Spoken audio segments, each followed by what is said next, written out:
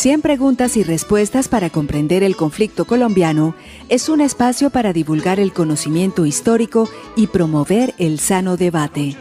Orientan este programa los profesores Mauricio Albeiro Montoya y Wilmer Zuleta.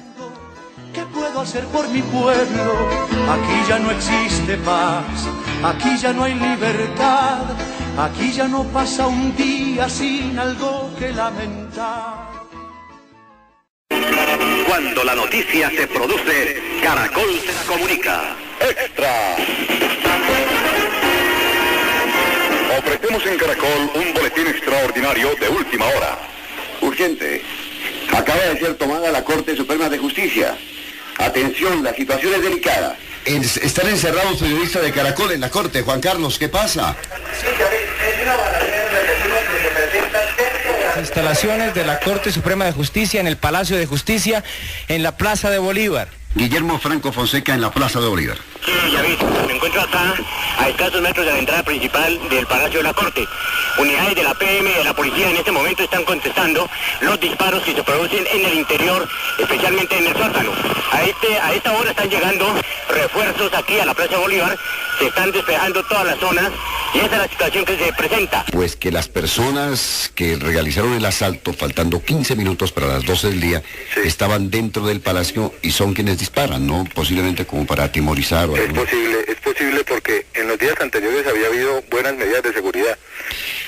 Pero hoy prácticamente las medidas de seguridad, pues casi no había medidas de seguridad. Pues mire, doctor, sobre eso, el día 17 de octubre, el periodista Héctor Mario Rodríguez de Caracol, sí, transmitió esta información. Los cuerpos de inteligencia militar descubrieron un plan subversivo para secuestrar a magistrados integrantes de la Corte Suprema de Justicia y del Consejo de Estado. Sean todos bienvenidos nuevamente a su programa radial 100 preguntas y respuestas para comprender el conflicto colombiano. El día de hoy nos acercaremos a un tema bastante polémico e interesante y que hasta el día de hoy sigue dando de qué hablar. El tema del que ha corrido bastante tinta, documentales y además también muchas, apreciaciones en torno a aquellos sucesos del 6 y el 7 de noviembre de 1985. Escuchábamos al inicio del programa lo que eran las noticias de aquel momento, la extra que anunciaba la toma del Palacio de Justicia por un comando guerrillero, el comando guerrillero del M-19. Nos acompañan hoy en la mesa los profesores Carlos Andrés Gómez y Wilmer Zuleta y José Zuluaga, el estudiante de Derecho que siempre nos ha venido acompañando durante los últimos programas, quien les habla, Mauricio Montoya. Vamos entonces a adentrarnos en este tema y queremos iniciar preguntando qué fue lo que sucedió ese 6 y 7 de noviembre de 1985 en la Plaza Simón Bolívar de Bogotá, específicamente en lo que se conoce hasta hoy como el Palacio de Justicia. Bueno, en las respectivas fechas, el comando Iván Marino Ospina del movimiento 19 de abril se tomó el Palacio de Justicia en un operativo guerrillero denominado Antonio Nariño por los derechos del hombre. El hecho se dio en señal de reclamo al presidente de la época, que era Belisario Betancur, por el incumplimiento que se estaba presentando de los acuerdos relativos al cese al fuego suscritos entre el gobierno y el grupo insurgente en 1984. La irrupción al edificio por parte de los insurgentes inició el 6 de noviembre a las 11 de la mañana y una hora después 33 guerrilleros controlaban el palacio. Bajo su poder estuvieron más de 350 rehenes, entre los que se encontraban funcionarios, empleados del palacio y los magistrados de la Corte Suprema de Justicia. Bueno, podemos decir con ese relato que nos hace José de los hechos y los acontecimientos que se llevaron a cabo, pues que de alguna manera para muchos esa ha sido la mayor tragedia de la situación de la justicia en Colombia, pues nunca un movimiento guerrillero o algún grupo armado se había atrevido a tanto. Ya hemos hablado aquí en un programa anterior cómo el M-19 pues aventuró una serie de acciones que lo convirtieron en portada de medios nacionales e internacionales, y se dice pues que a unas cuantas calles del Palacio de Justicia pues fue donde fraguaron todo esto. Pero hay un tema que es bastante polémico, y con el saludo al profesor Carlos Andrés, es ese tema de por qué ese día, digamos, la seguridad del palacio había menguado, era menor. Incluso se habla de que el ejército sabía de la toma del palacio y que aún así pues no se hizo nada. ¿Qué podemos decir de eso, Carlos? Bueno, hay un informe que está en el decreto 3300 de 1985 y uno de sus aspectos es que había o existía una amenaza directa del M-19 relativa a la toma del palacio y pues, como ya usted señalaba, profesor, un conocimiento público de los planes de preparación, organización y ejecución de la misma. Al respecto, existe también una noticia de octubre de 1985, según la cual el Comando General de las Fuerzas Militares de Colombia había recibido una carta anónima en los siguientes términos, y cito: el M-19 planea tomarse el edificio de la Corte Suprema de Justicia el jueves 17 de octubre, cuando los magistrados estén reunidos, tomándolos como rehenes al estilo Embajada de Santo Domingo. Harán fuertes exigencias al gobierno sobre diferentes aspectos, entre ellos el tratado de extradición. Como muy bien mencionás, pues hubo bastantes polémicas y bastantes comentarios frente a eso. Incluso, ya lo mencionabas al final, decían que los guerrilleros del M-19, pues pagados por narcotraficantes como Pablo Escobar, lo que querían hacer era tumbar las discusiones de la extradición, acabar con las pruebas, pero también de fondo estaba ese tema de una lucha que había entre el presidente de la República, Belisario Betancur, y los mandos militares, que incluso se habló de que la retoma era más o menos como una especie de golpe militar y que si Belisario no lo hubiese apoyado, pues hubiese también caído él del gobierno. En ese orden de ideas, pues vale decir que acá fue muy importante un medio de comunicación como la radio, aunque ya estaba la televisión. Pues la radio, al igual que en otros momentos de la historia, como lo hemos mencionado en este programa, específicamente en 1948, pues fue un polvorín también. Wilmer, ¿qué podemos decir del papel de la radio y por qué incluso fue tan polémica una decisión que en su momento entonces tomó la que fuera ministra de Comunicaciones, la doctora Noemí Sanín? La radio fue muy importante porque a través de varias emisoras se había difundido la voz del señor Alfonso Reyes Echandía, quien en ese momento era el presidente de la Corte Suprema de Justicia, a través de la cual pedía que se suspendieran las operaciones militares por orden del gobierno de Belisario Betancur para que se salvaran las vidas de los magistrados y demás personas que estaban en el Palacio de Justicia. Sin embargo, Noemí Sanín, por orden del gobierno, siendo ministra de Comunicaciones, tomó la decisión de cambiar de tema en las emisoras, poniendo un partido de fútbol y así evitar, según lo que ella llamaría en el 2015, un segundo Bogotazo. Como quien dice, por evitar un mal mayor, tomó esa decisión por la cual fue criticada y muy cuestionada. Vamos a escuchar la voz de Echandía cuando hace ese llamado para que cese el fuego y así se pueda negociar,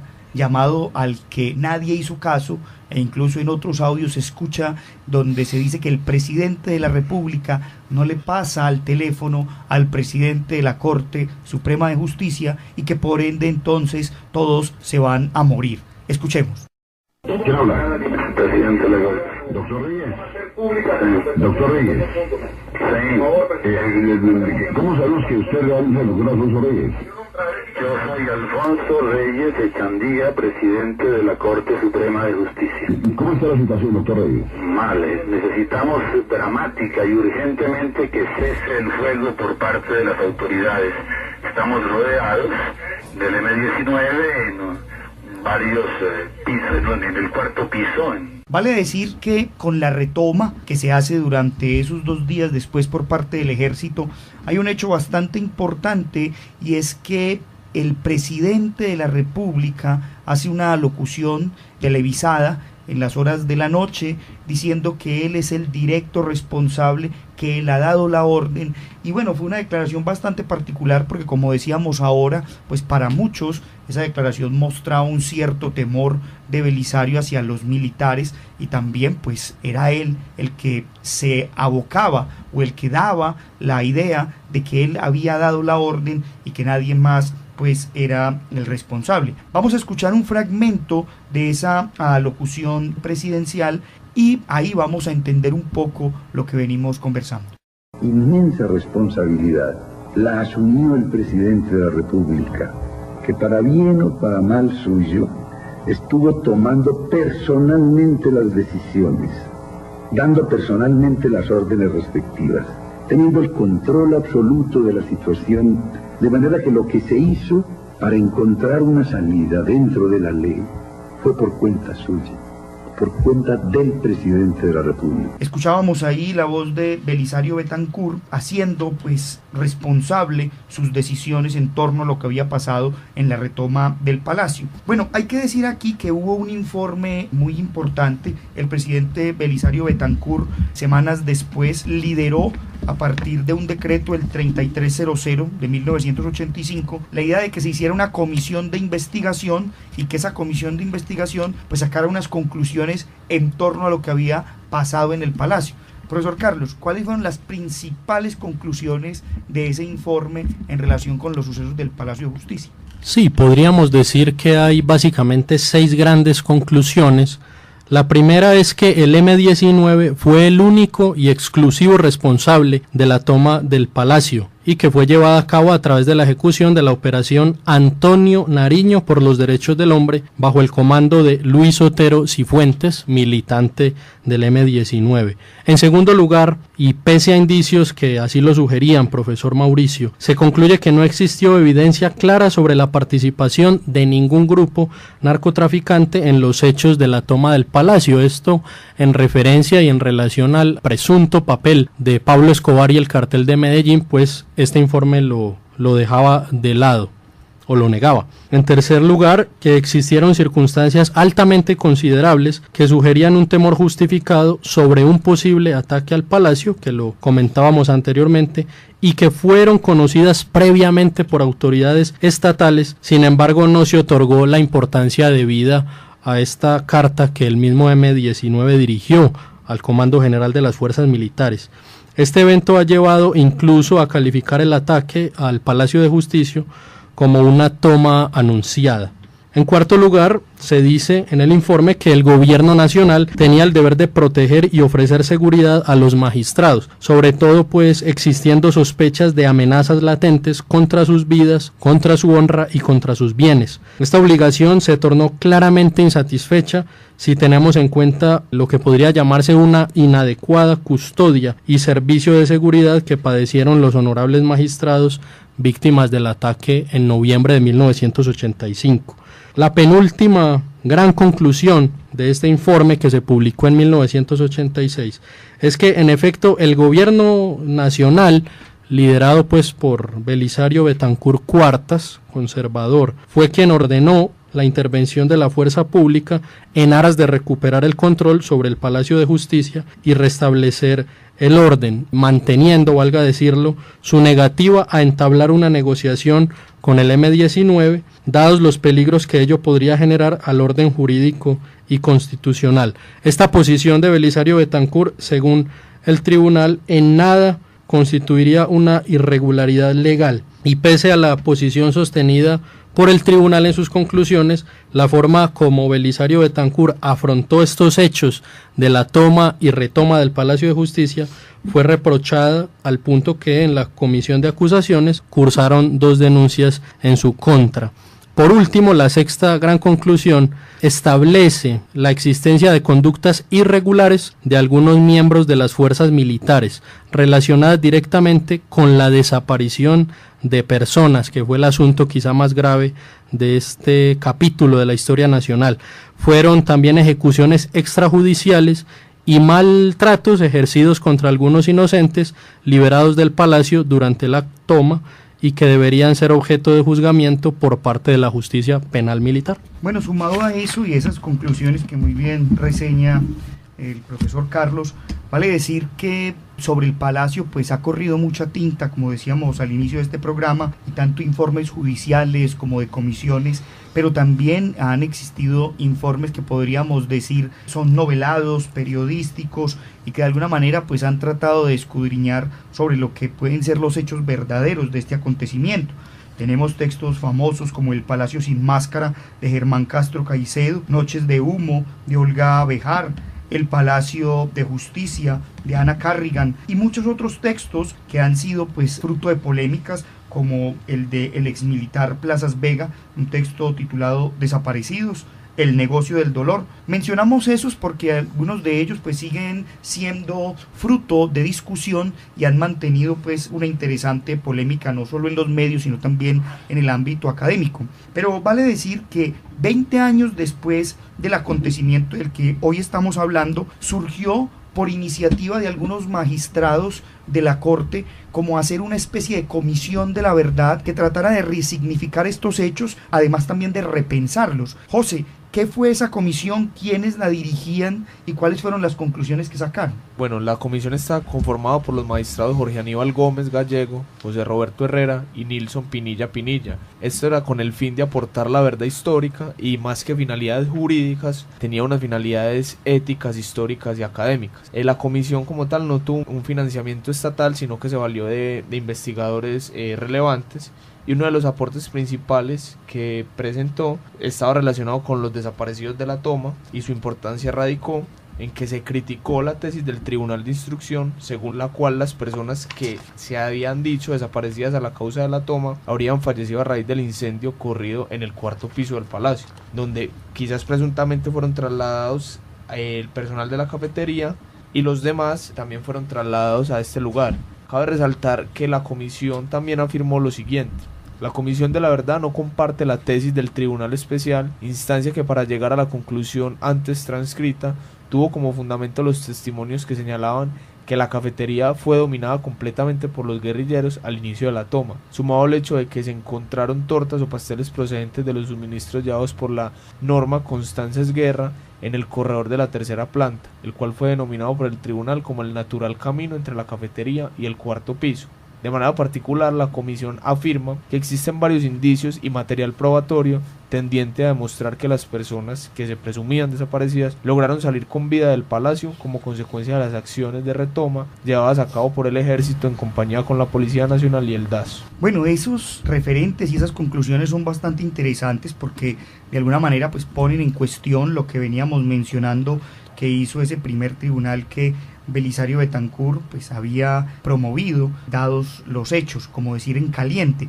Este movimiento pues de magistrados que quiso hacer esa comisión de la verdad también contradice esa tesis que decía ya el profesor Carlos ahora mencionando las conclusiones, que no habían tenido nada que ver los narcotraficantes, y este grupo de académicos o de magistrados dicen que sí, pues sostienen que entre 1984 y 1985 miembros del M-19 se reunieron con Pablo Escobar en Medellín y recibieron dinero. Algunos hablan de $1 millón, otros de $2 millones para realizar la acción del palacio. Es bastante interesante ese tema porque de alguna manera, pues como decíamos ahora, sigue siendo parte de la discusión, pero ya el profesor Carlos mencionaba el tema y el asunto relacionado con algo tan complejo como el tema de los desaparecidos. Profesor Wilmer, ¿cuál es el quid del asunto en relación con el tema de los desaparecidos en esta situación del Palacio de Justicia?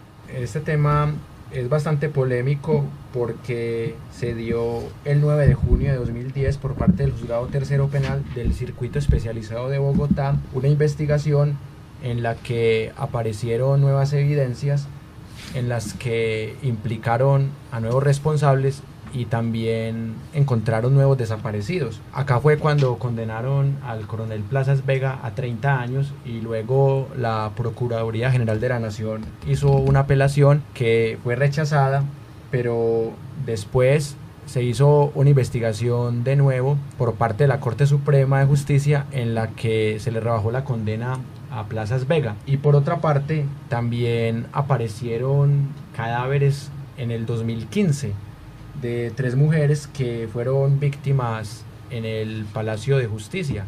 Estamos hablando de Cristina del Pilar Guarín Cortés, de Luz Mari Portela León y de Lucia Amparo Oviedo Bonilla. Y a su vez también se encontraron otros casos de desapariciones forzadas, como fue el caso de Carlos Augusto Rodríguez Vera, Irma Franco Pineda, David Suspecelis, Bernardo Beltrán Hernández, Héctor Jaime Beltrán Fuentes, Gloria Estera Lizarazo Figueroa y Gloria Anzola de Lanao, quienes al lado también de Carlos Horacio Urán Rojas se constituyeron las nuevas víctimas. Este último fue víctima de una ejecución extrajudicial.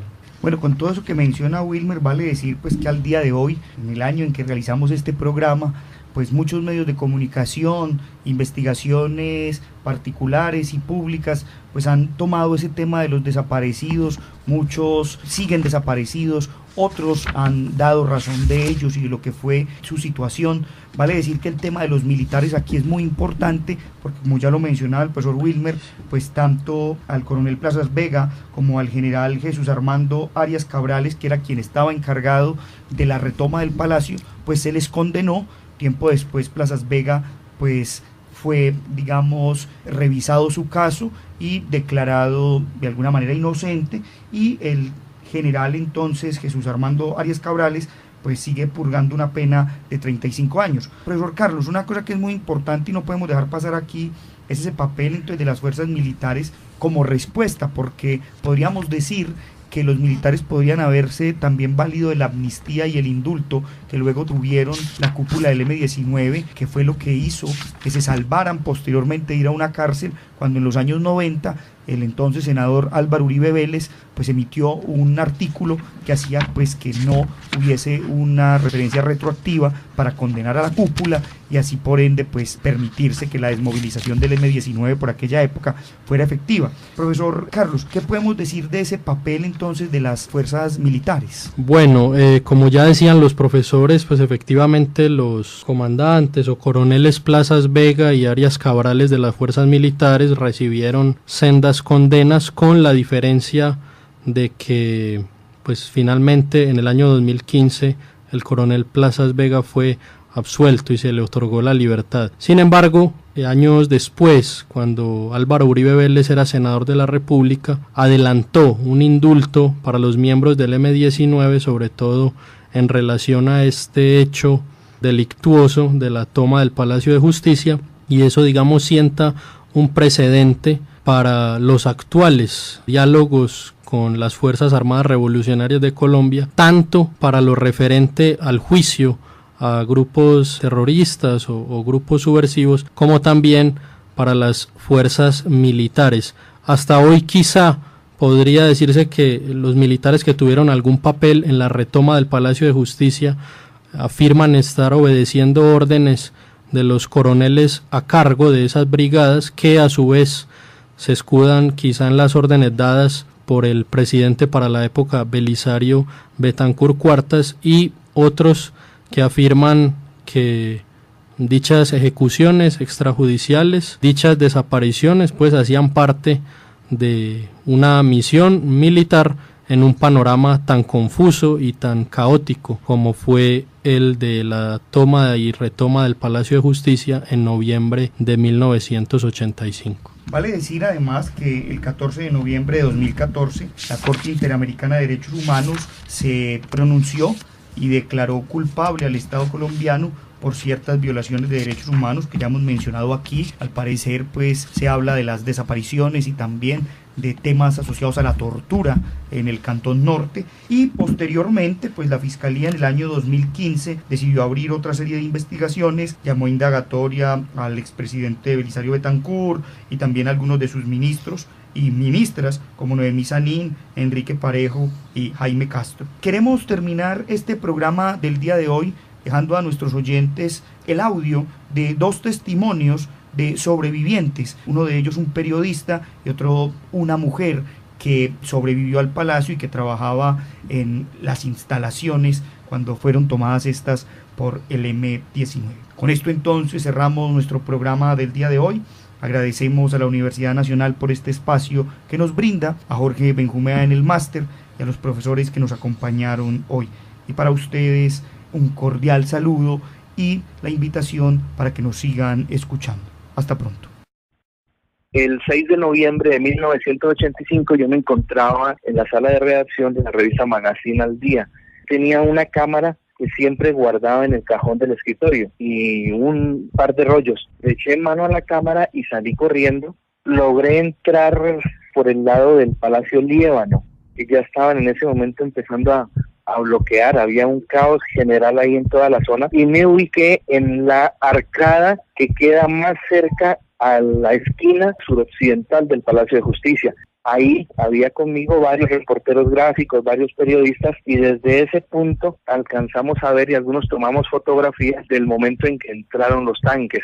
Yo duré hasta las tal vez 2 de la mañana metido en una ambulancia donde nos dieron como albergue con otros 3 periodistas. Hacía un frío impresionante, recuerdo a esa hora. Junto a la ambulancia había una tanqueta que disparaba con una ametralladora, creo que era una .50, y esa fue la primera vez o una de las primeras veces en que me tocó vivir un tiroteo así tan de cerca. El estruendo de las balas, recuerdo que le causan a uno siente que le retumba por dentro.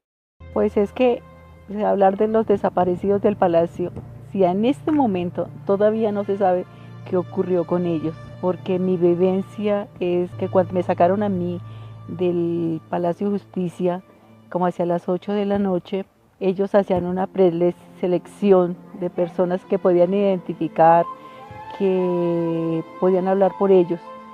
En el momento en que llegué a la Casa del Florero, pues se nos hacían una serie de interrogatorios y pues yo no tenía documentos en ese momento. Me llevaron a un patio donde estaban otras personas que estaban en las mismas condiciones que me estaba pasando a mí, que no tenían documentos. Como a los 15 días de alguna de esas personas que estaban conmigo en ese patio, eran unas de las desaparecidas. Es que allá cuando desaparecieron a todas las personas que trabajaban en el restaurante, personas embarazadas, las desaparecieron, gente que hacían una preselección, estamos en un primer piso y ellos los llevaban a un segundo piso y decían que los iban a llevar al Cantón Norte. Y en este momento nosotros todavía no sabemos qué pasó con ellos, por eso es muy difícil hablar de los desaparecidos. 100 preguntas y respuestas para comprender el conflicto colombiano es un espacio para divulgar el conocimiento histórico y promover el sano debate. Orientan este programa los profesores Mauricio Albeiro Montoya y Wilmer Zuleta. ¿Qué puedo hacer por mi pueblo? Aquí ya no existe paz, aquí ya no hay libertad, aquí ya no pasa un día sin algo que lamentar.